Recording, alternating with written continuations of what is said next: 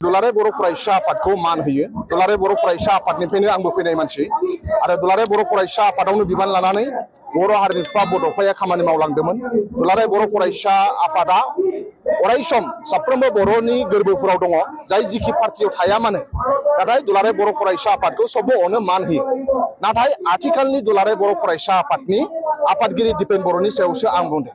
आंहा दुलाराय बर' फरायसा आफादखौ आं जेबो बुङाखै। नाथाय दुलाराय बर' फरायसा आफादनि मानसिगिरियाव जिरायनाय दिपेन बर' बिथाङा जेरैबायदि एक्टिभिटिस खालामबाय थादों, बे टटेलि पलिटिक्स। आरो बिथाङा दुलाराय बर' फरायसा आफादनि मासियाव जिरायनानै बेफोरबायदि राव बाहायनाय, बेफोरबायदि एक्टिभिटिस खालामनाया बे जोंनि थाखाय दुखुनांथाव बाथ्रा। दुलाराय बर' फरायसा आफादनि आफादगिरि बिथाङा गाहाय मावख' एबसु अफिसाव प्रेस मिटनि गेजेरजों बुंदोंमोन जे बिटिसि एसेम्बलि जाय लाइमोन फरायसाफ्रा गाग्लोबदों, बेयाव जुदि 1% इभिडेन्स दङब्ला बिथाङा गाव रिजाइनेसन होगोन होनदों। आं बावसो बुंदों जे दुलाराय बर' फरायसा आफादनि गोबां दैदेनगिरि, इउनिभार्सिटि लेभेलनि, कलेज लेभेलनि आरो दुलाराय बर' फरायसा आफादनि गोथार फिरफिलाखौ लानानैनो बिथांमोनहा एसेम्बलि सिङाव हाबदों आरो एसेम्बलिखौ गाग्लोबहैदों होननानै। दुलाराय बर' फरायसा आफादनि गोथार फिरफिलायानो नुजादों। दुलाराय बर' फरायसा आफादनि गोबां दैदेनगिरि, इउपिपिएलनि दैदेनगिरिफोर दङ। दा जों बेखौसो बुंदों। दिनै जोंनि थाखाय दुखुनांथाव बाथ्रा, दुलाराय बर' फरायसा आफादनि आफादगिरिया इउपिपिएलखौ बासायनायनि सार्थआव बिथांमोना खामानि मावदोंमोन। थांनाय इलेक्सनाव इउपिपिएलखौ 100% देरहानो थाखाय बिथांमोना खामानि मावदोंमोन। नाथाय मानाव गेदेर हाग्रामा महिलारि सारखौ मोजां मोननानै रायजो राजाया बिपिएफनो भट होबाय। दिनै जों बिपिएफआ पावाराव फैनायनि उनाव दुलाराय बर' फरायसा आफादा नंबां जांबां खामानि मावगासिनो दं।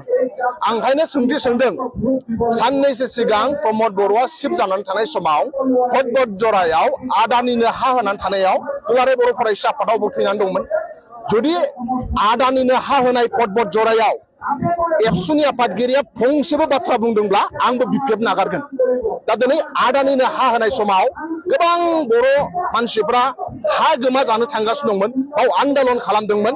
नाथाय एबसुआ बे बाथ्राखौ बुंनो थाखाय समाय गैयामोन। दा नाथाय जोङो मानाव गेदेर हाग्रामा महिलारि सारखौ बिथांमोननि टारगेटआ, एबसुनि टारगेटआ बर'नि राव हारिमुखौ रैखाथि होनाय नङा। एबसुनि टारगेटआ जेरैखि जाया प्रमद बर'खौ सिफ खालामफिननो नांगौ, हाग्रामा महिलारि सारखौ डिस्टार्ब खालामनांगौ, हाग्रामा महिलारि सारखौ बर' रायजो राजाजों गाज्रि मोनहोनांगौ, बेयावसो बिथांमोना नांथाबनानै दङ।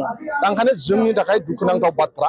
मानाव गेदेर हाग्रामा महिलारि सारा बुंदों दिपेन बर'आ दिसपुराव थांनानै सोर मिनिस्टारनाव पारमिसन बिनानै फैयो, टेम्परारि मा मुभमेन्ट खालामनो नागिरदों, एसटि इस्युखौ लानानै मा पलिटिक्स खालामगासिनो दङ, एसटि इस्युखौ बिथांमोनहा एमएलए इलेक्सनसिम लांनो नाजागासिनो दङ। बे टटेलि पलिटिक्स खालामदों। एबसुनि आफादगिरिया पलिटिक्स खालामनायखौसो जों दुखु नांदों। नाथाय जोङो एबसु बायदि गोथार आफादखौ मान होयो, सनमान होयो। बड'फाया बावनो खामानि मावलांनाय, आंबो एबसुआवनो खामानि मावलांनाय।